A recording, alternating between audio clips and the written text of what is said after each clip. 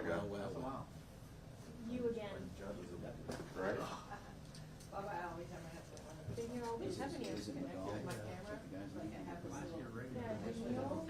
Just like Hamilton. Daniel Hamilton. Okay. And I just took out the. That's the only time I've ever known that. Well, Daniel or Danielle? I don't know. Charge him. Like I have, Danielle. so, hang on, I'm gonna. Excuse me. A famous people. What kind of cars that was typo or if it's Can't really rely on how Grady pronounces it either. See, it's Is that the right spelling on this gent's name? D-A-N-I-E-L-E? yeah, it's odd. It's very odd. We checked it several different places, and that's. Is he gonna say Daniel? Daniel? Daniel, but Daniel. spelled like Danielle. I don't know. Daniel. Yeah, so this little box, Well, you can turn off the touch, see I haven't turned it off, now the touch, but I can turn it on. They're both 58. Like when Grady walks in, wonder. I'll tap on his face.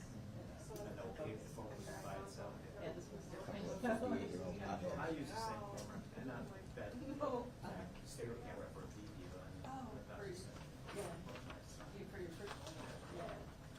What kind of that? I've got the Canon R6 and Yeah. I mean, old school, you do that, well, you Zoom in, pop focus, your zoom in. focus, now it just the touch. I'd like to viewfinder for the base. Ken's told us always about that. Who said that? Ken. Oh, I'm saying.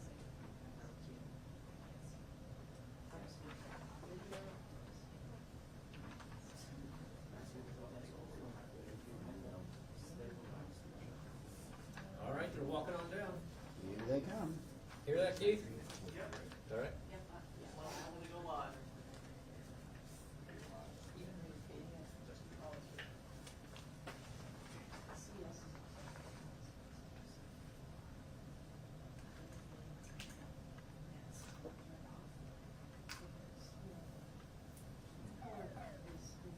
Laser beam.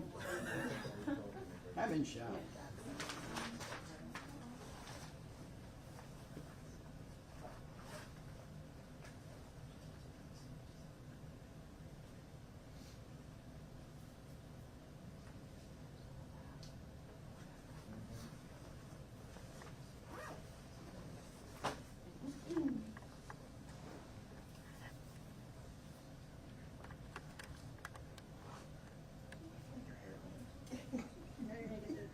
Behind the shot. Smooth it out.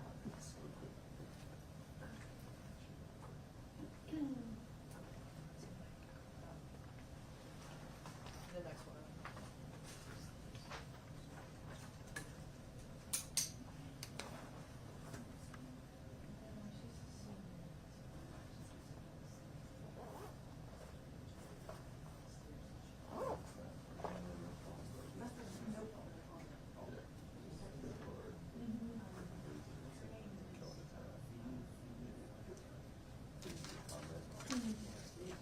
Yeah. Yeah, what's his name, Joe?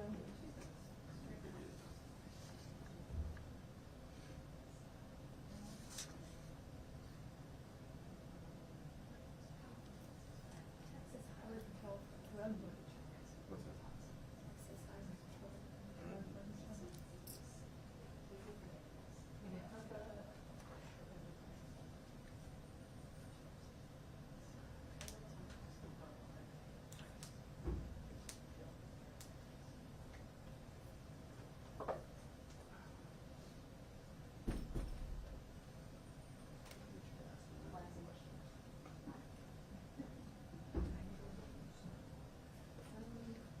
Sure. Yeah.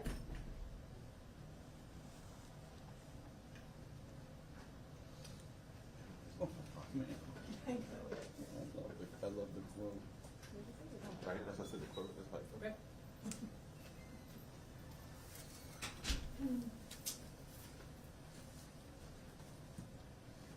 Hello, everyone. Thank you for being with me today. You know, anytime that you have a shooting along an interstate, it immediately brings out questions about, is this an individual event, or are we dealing with someone who may have or are about to shoot other people? Well, the good news is this was an individual event. Let me underscore that. And I started out by introducing to you our victim, Kevin Berry. He's 58 years old. He's a truck driver. He was well thought of, and he was also a trainer. He was known to come to work early. He was due to be at work about 3:30 or 4, and at 2:16 we received a 911 call that said a 2017 white Dodge Ram 4x4 was in the turning lanes from the off-ramp of Interstate 4 to US Highway 27, and there's a guy laying beside it dead, and he's got a hole in his head. I'm sorry, he was not dead at the time, but he had a hole in his head. So obviously we respond immediately, and sure enough, this guy is in grave condition. He was not yet deceased at that moment in time. And we started our investigation, and what we determined is Kevin lives in Altamont Springs, and he was westbound on the interstate, and he took the off-ramp in order to go to 27, and almost at the intersection of Highway 27 is the business, the trucking firm he works for. He was very well thought of. We talked to friends and family. They said, hey, he didn't back down from an event. So if you get up in his face, he will push back. What we also learned from a witness is that there was a road rage with this car, and the first information, the preliminary information we got was it was a dark colored, small, compact, two-door vehicle with a luggage rack, kind of an older model. This is how great our detectives are. That's the first information and what we released to you. Here's the suspect vehicle. As you can see, it's a small, compact vehicle, but it's 4 doors, and it's not really dark in color. It's silver in color. Could look dark at night, and it doesn't have a luggage rack. This is how good our detectives are. So we start looking at cameras in stores on Highway 27. I am so thankful for our community, our business community, that has cameras in their stores to protect them, because one of the cameras near that intersection showed a conflict. It also recorded sound, and we could hear 2 gunshots. We could also hear people screaming at each other. So our detectives are working all of the cameras from all of the stores, and when you get down toward Haines City, there's red light cameras, and what we're looking for is a small vehicle during this particular time frame, where we were able to identify this vehicle during that particular time frame, as well as 3 other vehicles that probably witnessed the event and just drove around it, because there was a conflict in the turning lanes, and the information that our witness gave us certainly did not correspond with where we found the vehicles when we arrived. But our detectives, in their remarkable fashion, pressed on, and we went to Daniel Hamilton's house. Daniel Hamilton lives in Davenport. He's also 58 years old. He's also a truck driver, and he has an LLC that indicates that he may have a small trucking firm. I don't know if he has any employees or he drives for himself. He's also got a criminal history. In the past, he's had 3 felony arrests, 3 misdemeanor arrests, drug charges, fighting charges, robbery charges, disorderly charges, battery charges, contempt, and forgery. So we're pulling the videos, and sure enough, we follow him to 1134 West Wind Drive, and we knock on the door. When we knock on the door, we are talking with him, and he is saying, no, I was at home the whole time. No, the car's been at home the whole time. No, I don't know what you're talking about. Well, there's one thing you should know, that anytime a detective asks you a question, he's already got the answer, or she's already got the answer. In this case, Angel Shireman's our lead detective. So she knows, and after he says, no, no, no, no, no, I don't know what you're talking about, she shows him his vehicle as it is at that intersection at the exact time that the man is shot. Now, in the meantime, Kevin Berry is pronounced legally deceased. They still have him on a respirator waiting to harvest his organs, and we're thankful for the family allowing his organs to live on and save someone else's life. But he is legally deceased. They have not officially unplugged him yet. So we obtain a search warrant for Daniel Hamilton's house. Now we go into Daniel Hamilton's house, and what do we find underneath his pillow? A gun that happens to be missing 3 casings. Now there's 2 live rounds and 3 empty chambers. So what do we find in the garbage can? 3 empty chambers. 3 empty cases. We absolutely anticipate that this gun is going to match the ballistics on the bullet once we're able to retrieve it from our victim's head. The bullet's still in his brain at this time. It's a horrible event. Now, folks, I want to underscore, this is the ugly end to road rage. The ugly end to road rage. The man is dead. This man is locked up in jail for second-degree murder at this moment in time, at 2 o'clock in the morning. Listen, there's plenty of road for everybody at 2 o'clock in the morning. Plenty of road. And now we have a horrible set of circumstances where this man at 58, a truck driver, and this man at 58, a truck driver, their lives are, his is ended and his is now an absolute disaster. So when you're involved in road rage, and you see this is how it can end up. So we tell everyone, get under your skin. No good outcome occurs whether you tear cars up, you fight in the street, or one or both of you end up shot and killed. So the question is, Sheriff, who started the road rage? Answer is, we don't know who started the road rage, but we know this. We know that when Daniel shot and killed Kevin, he ended the road rage. And that's called murder. Are there any other questions? Yes, sir. He made a statement, I guess, to your detectives when they found the case? He made admissions. But as he got deeper into the conversation and saw that he had obviously lied to us, I know that comes as a shock to y'all, because, nobody should lie to their doctor, their lawyer, or a law enforcement officer, but surprise, they lie to all 3. He quit talking with us, but he made plenty of admissions, to include my favorite admissions. He said, well, you got what you need. I'm ready to go to jail. Just thinking that's like an admission, right? You got what you need. You got what you found what you're after. Let's go to jail. So at the end of the day,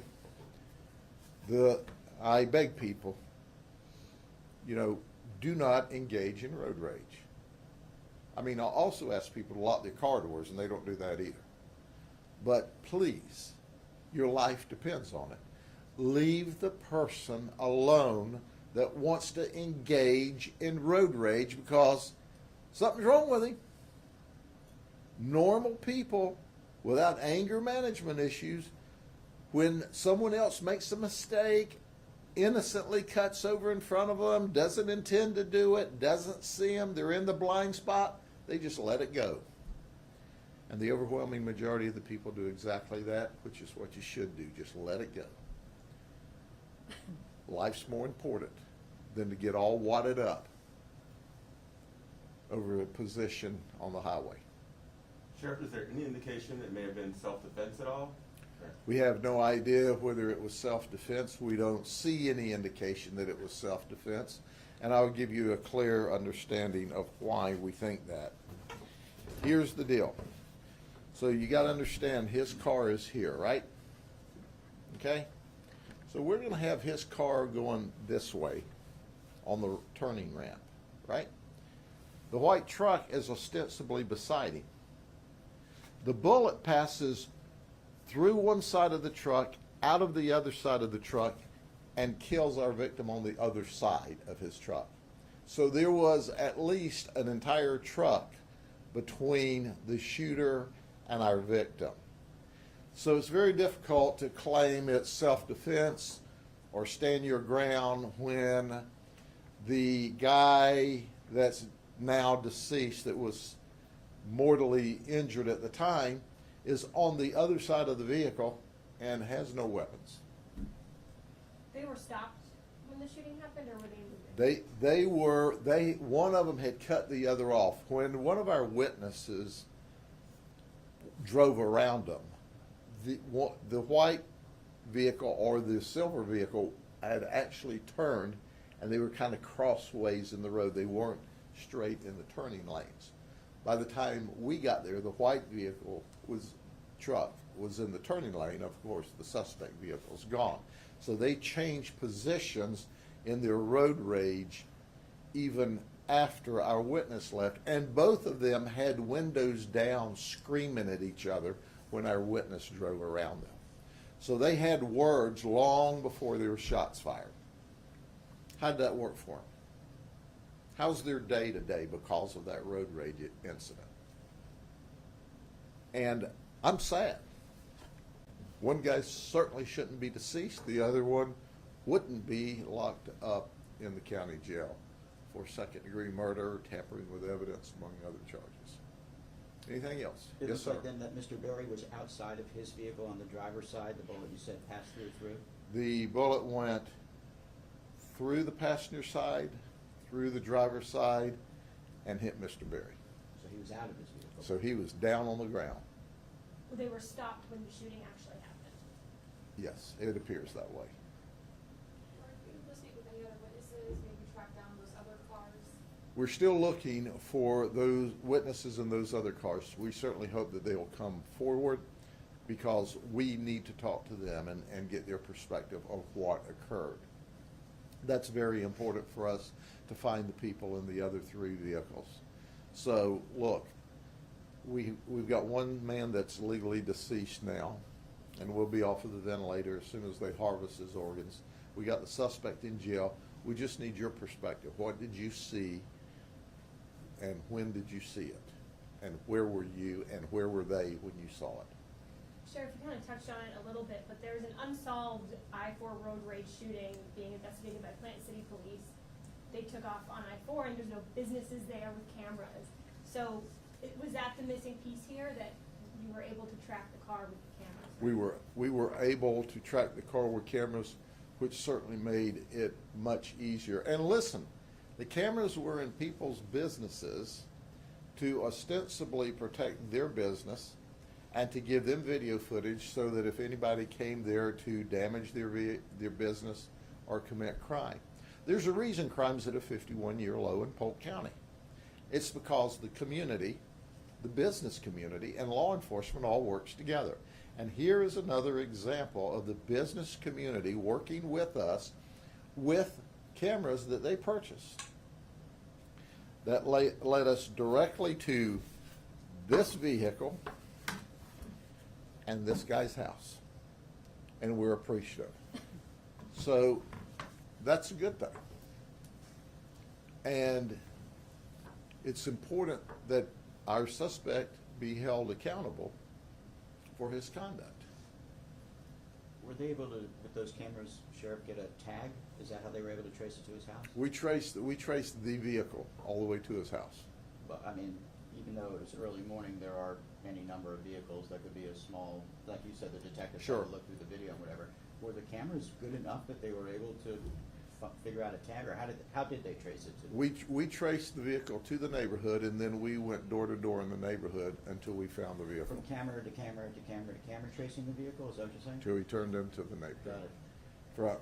From the different businesses. And there were a couple of red light cameras that we used to say, yep, he's still on the road. But thank you, business owners. Thank you for caring enough to protect your business and to help us gather evidence to protect your business. But in this case, you solved a murder for us, and we are immensely grateful. Sheriff, I was just wondering, and you may not know the exact number off the top of your head, but how many of these road rage incidents have you dealt with so far this year? There's not many of them that end up in murder. There's road rage incidents every day. Every day. What do you say to the community that's, there's no telling how long this road rage was going on I-4 before they pulled off. If somebody sees something like that and the road rage going on, what does the community do for you? You know, I think that's the best example that I can give you is if you see something or hear something, say something. You can be saving someone's life.